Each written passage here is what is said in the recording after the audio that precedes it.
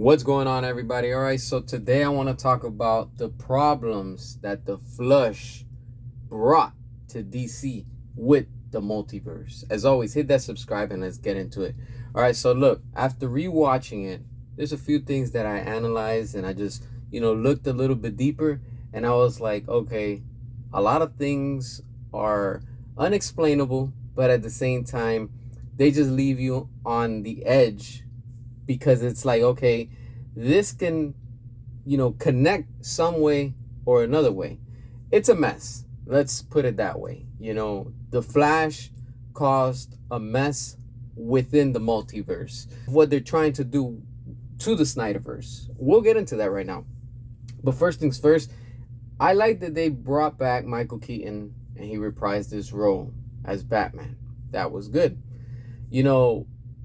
What they're trying to do with the timeline is similar to what they did in No Way Home. When Peter Parker, he just branches out the timelines and the multiverse gets, screwed up and things just are all, discombobulated all over the universe. And that's the same thing with this one. The movie of The Flash does have heart. That I will say, because when Flash goes back to try to save his mom, in the grocery store with the can of tomatoes and stuff like that, that part is touching. Let's give it, that credit. It's just very touching. So that I give it to them.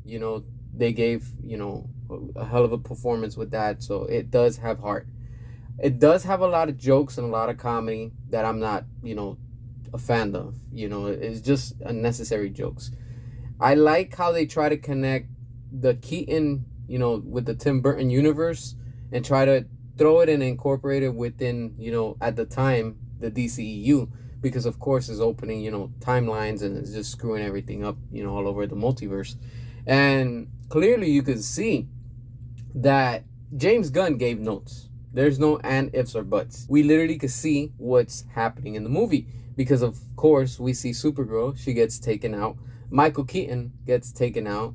Whichever way you see it, that the Flash goes back and tries to reset the time, they always go out. And we already know how James Gunn feels and what he has said about Tim Burton and Michael Keaton within that universe. So in other words, they're fully erasing what Tim Burton had did under the Burtonverse, right? That's what it was.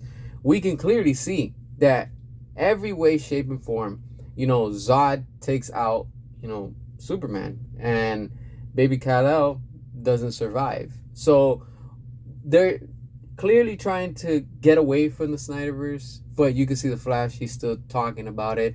And again, they're just trying to erase everything that Zack had created, and seeing, of course, James Gunn, what we've heard and things of that, with the famous notes, we could see it within the movie. We can also see how they bring in George Clooney into the timeline from the Flash that he's finally in, his current DCEU timeline. And it's just clearly you can see the works of James Gunn like that. Trying to erase everything and trying to do, because he doesn't care about these characters. He's said it too many times and we already know where he stands at, But the whole mess with the multiverse, again, can things get fixed? Yes. Because we have the power of the multiverse. And then here we see again the Flash using the Speed Force for the second time. When you see in Zack Snyder's Justice League, you see Barry, he goes as the Flash and he rewinds time. So he's erasing Justice League. He's erasing everything that Joss Whedon had created. Even though a lot of people were like, oh, that's going to be the solid timeline and whatnot. But we finally got it fixed because we have now Zack Snyder's Justice League, which is the proper timeline. And the Flash tries to connect into it, but at the same time, it's kind of confused because they want to get away from it, but they want to go back. So you can see all those things in the background happening. I'm not sure you can notice it, but I noticed that a lot. And can the Flash go back and still save the Snyderverse? Yes, because let's see what the Flash showed us in this movie. Remember, there's a part right before the end. He goes back and he resets again the timeline because regardless, his mom has to go out. And, before that scene is over with the grocery, with the can of tomatoes, he resets the time. And whichever way he has to look at it, it always has to happen.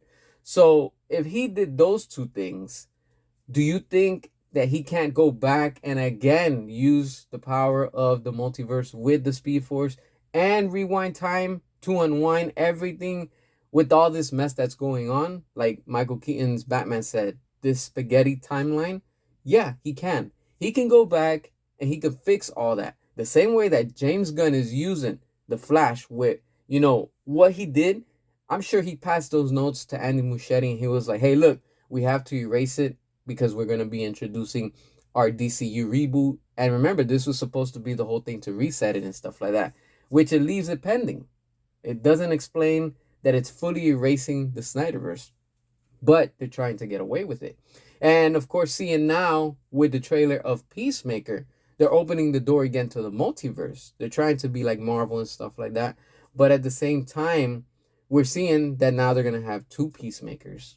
What's that supposed to be? Because remember, we already saw Peacemaker. He was introduced in the Suicide Squad. And that's the timeline from the DCEU. So what's going to come from that? We don't know at this point. Everything is just speculation. And the same thing with this. The Flash can still go back, rewind time, and erase everything. The same way that James Gunn has been trying to erase the Snyderverse.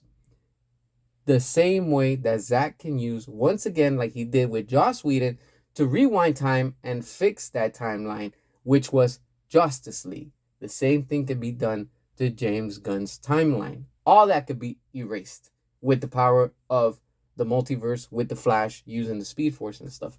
So that would be one way to fully erase everything and, pick up and connect from where we left off. So are the possibilities high for the Snyderverse to return and make a comeback?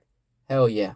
Yes, there is a possibility. There's always a possibility.